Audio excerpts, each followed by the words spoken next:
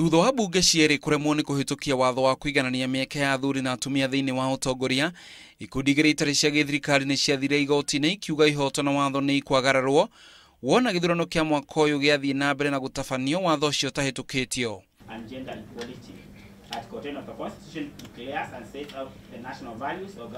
Mũcirithania John Mativo aheire bunge na mũnene wa watho mĩeri ĩrĩ watho ũcio ũhĩtũkio kwaga ũguo ikundi icio kana o mũndũ ũngĩ o wothe no ũrie president abunje bunge kũringana na gatiba. The failure by parliament to enact the legislation contemplated under Article 27(6) and 8 and 81(b) of the Constitution amounts to a violation of the rights of women to equality and freedom from discrimination and a violation of the Constitution. 3.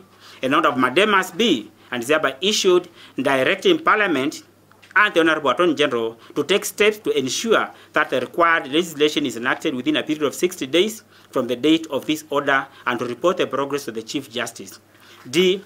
It is further ordered that if Parliament fails to enact the said legislation within the said period of 60 days from the date of this order, the petitioners or any other person shall be at liberty to petition this court, to petition the Honourable the Chief Justice to advise the President to dissolve Parliament.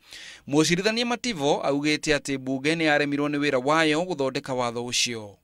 Itua rĩrĩ rĩahota kũrehe ngucanio ĩngĩ gatagatĩ ka bunge na rũhonge rwa igoti tondũ watho ũcio nĩ wagereire mĩtaratara yothe na ũkĩgwa.